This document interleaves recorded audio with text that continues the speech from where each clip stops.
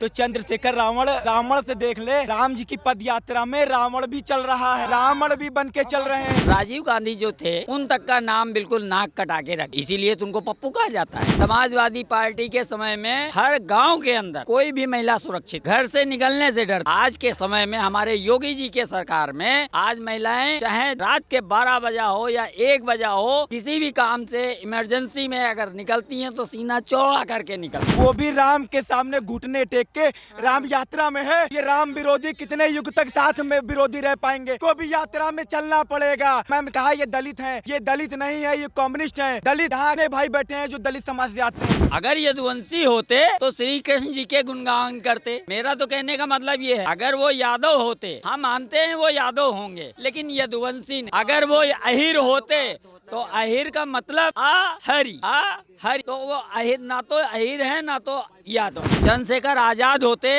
तो कुछ तो आजादी वाला उनके अंदर काम होता।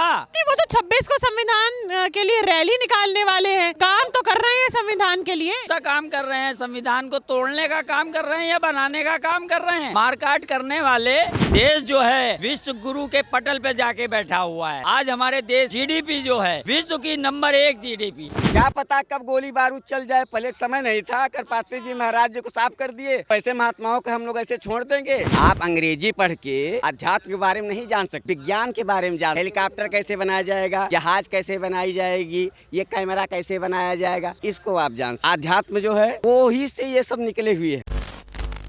चंद्रशेखर रावण वाला एक भी गुण नहीं, नाम तो उन्होंने रख लिया चंद्रशेखर रावण की बात की तो चंद्रशेखर रावण से देख ले, राम जी की पद यात्रा में रावण भी चल रहा है, रावण भी बन के चल रहे हैं। आज रावण जी मिले, रावण जी मुझे मिले थे और मैं उनके साथ फोटो खिंचाया हूँ। वो भी कह रहे हैं जय श्री राम। वो कैसा रावण है जो राम काज में विघ्न डालता है? वो रावण नहीं हो सकता। जो हमारे रावण थे वो तो ब्राह्मण थे, वो तो शिव जी के सबसे बड़े भक्त थे। त्रिलोक का ज्ञान था, तीनों लोक के विजेता थे। ये अपने क्षेत्र का ही सही से विजेता नहीं है, वहाँ लात खा जाएगा। मैम जो तीनों लोगों का विजयता था वो भी राम के सामने घुटने टेक के राम यात्रा में है। तो ये राम विरोधी कितने युग तक साथ में विरोधी रह पाएंगे? इनको भी यात्रा में चलना पड़ेगा। और मैंने कहा ये दलित हैं, ये दलित नहीं है, ये कम्युनिस्ट हैं। दलित यहाँ कितने भाई बैठे हैं जो दलित समाज से आते हैं। यहाँ आप चेहरा देख के नहीं बता सकती है कौन पंडित है, कौन क्षत्रिय, कौन राजपूत है, कौन बनिया है। यहाँ सब केवल हिंदू है। राजीव गांधी जो थे उन तक का नाम बिल्कुल नाक कटा के रख। ऐसा क्या काम कर दिया उन्होंने? तो इसीलिए तुमको पप्पू कहा जाता है। और नहीं, बोलने की तो उनको बिल्कुल तमीज है ही नहीं। कब क्या बोल जाएंगे, कहाँ बोल जाएंगे, क्या करना है क्या नहीं करना है, इस तक बात तक की तमीज। यूपी से है अंकल, तो यूपी में योगी बाबा सीएम हैं, तो अगर अखिलेश यादव सीएम बन जाते हैं तो आप क्या कहेंगे? क्या विकास नहीं होगा? क्या महिला सुरक्षा और कैडी नहीं हो जाएगी, सतर्क नहीं हो जाएगी? हम तो ये कहते हैं अगर अखिलेश फिर से बन गए ना, जैसे पहले गुंडा राज था फिर से दोबारा गुंडा राज आ जाएगा। कहीं महिला उनके समय में कितनी महिलाएं सुरक्षित थी? कन्या योजना उन्होंने निकाली जरूर थी, लेकिन उन कितना किसको लाभ मिला मैं ये पूछना चाहता हूँ। गांव-गांव चले जाइए, समाजवादी पार्टी के समय में हर गांव के अंदर, ठीक है, हर गांव के अंदर जो है कोई भी महिला सुरक्षित नहीं थी, घर से निकलने से डरती थी। आज के समय में हमारे योगी जी के सरकार में आज महिलाएं चाहे रात के 12 बजा हो या 1 बजा हो, किसी भी काम से इमरजेंसी में अगर निकलती हैं तो सीना चौड़ा करके निकलती हैं और कहती हैं कि हम जाएंगे, हम अपने जगह पर पहुंच जाएंगे बिना बेहिचक, बिना डरे। लेकिन अखिलेश सिंह के राज में कभी ऐसा हुआ है?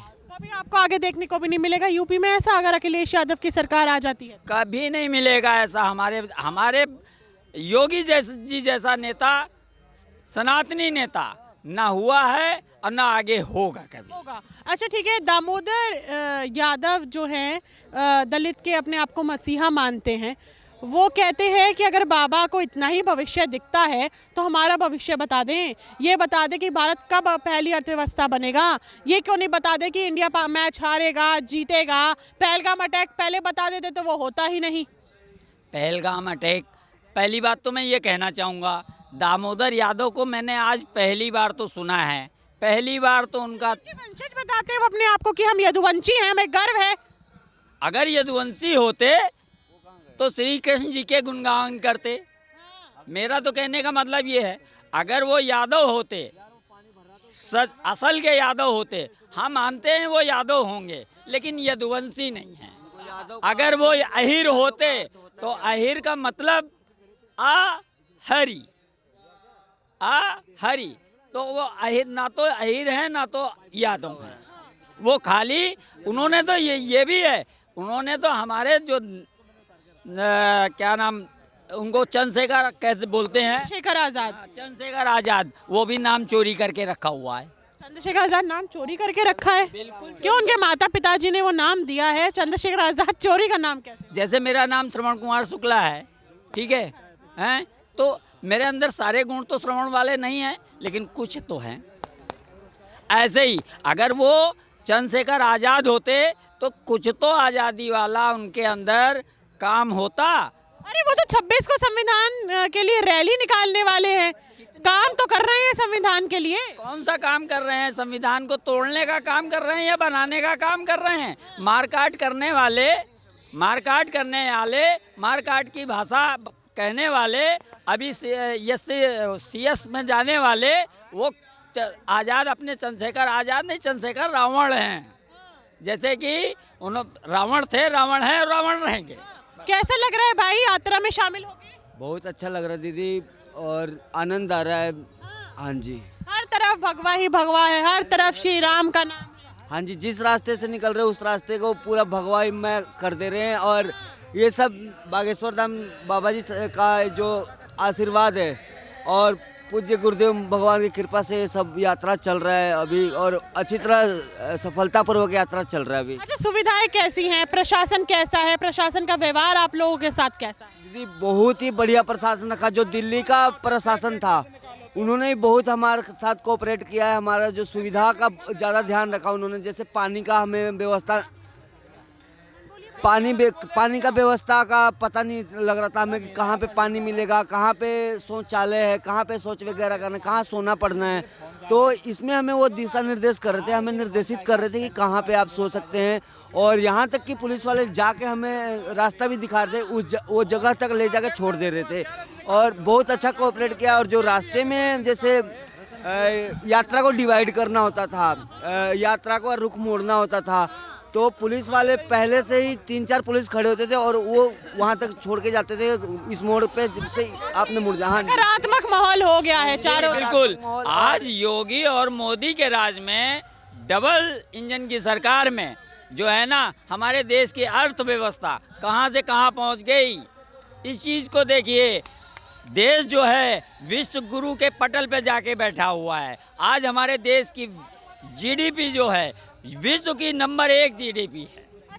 अगर आपने बोला कि मोदी जी और योगी जी के राज में हमारी अर्थव्यवस्था बहुत अच्छी हो गई है, सुरक्षा बहुत अच्छी हो गई है, अगर यही सरकार, आपने तो कांग्रेस का राज भी देखा है अंकल, तो कांग्रेस के राज में क्या बढ़िया नहीं हुआ था कुछ भारत के लिए? राज में कभी भी इतनी GDP हाई कभी नहीं हुई थी।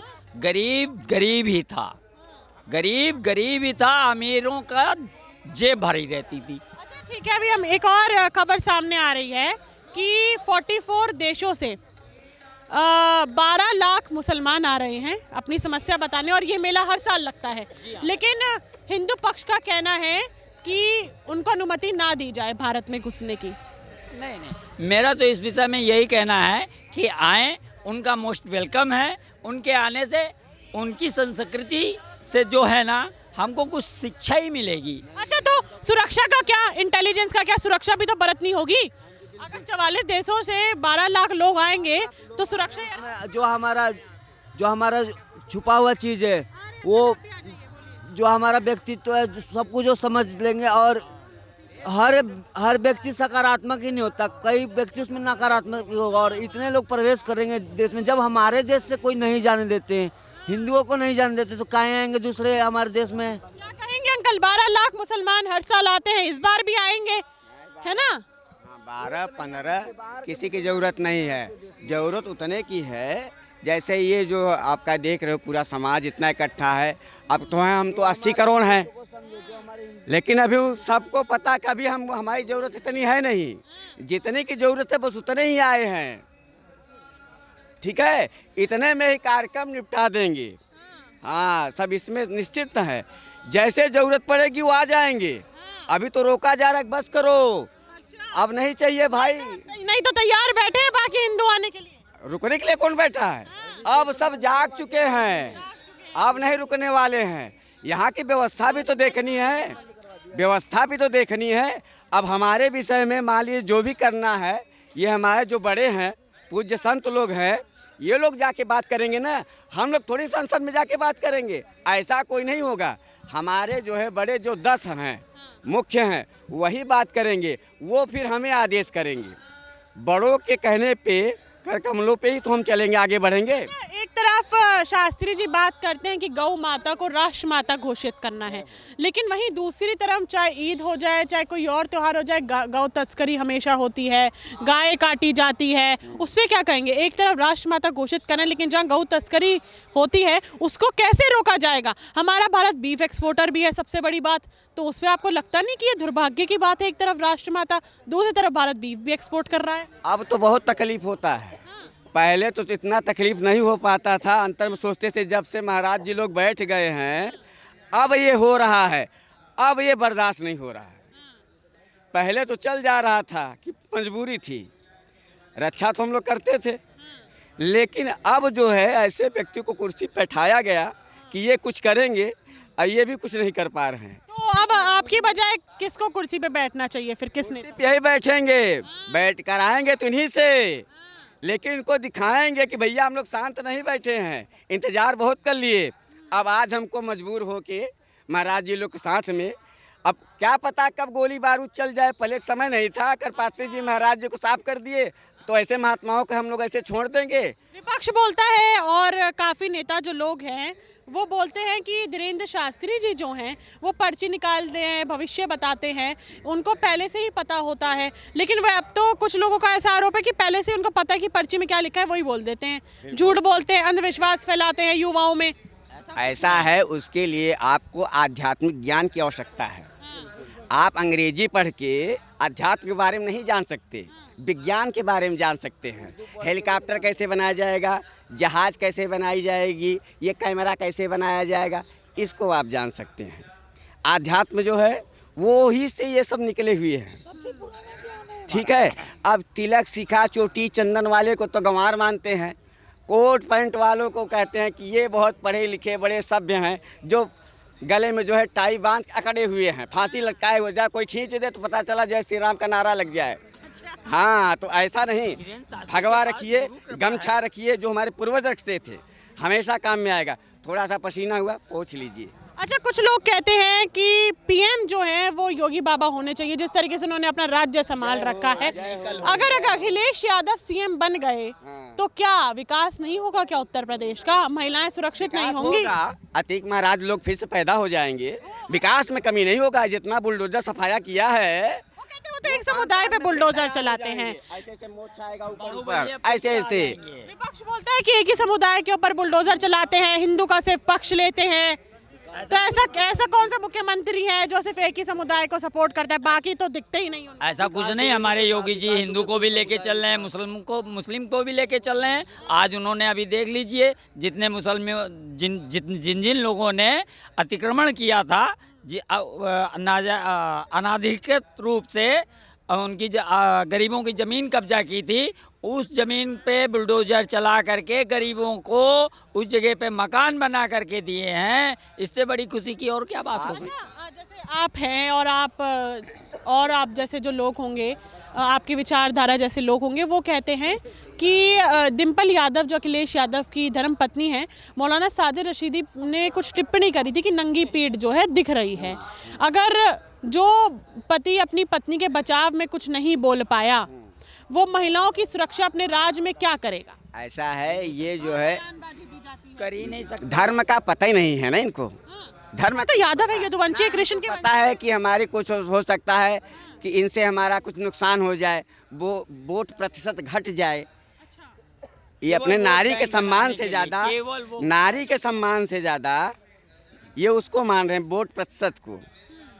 और उससे करना इनको क्या है, कुछ अवैध कार्य ही करना है। क्या कहेंगे उनको? केवल वोट बैंक उनको बढ़ाना है। अखिलेश जी को केवल वोट बैंक बढ़ाना है, इस वजह से उनको खाली प्रोपोगंडा फैलाना है बस।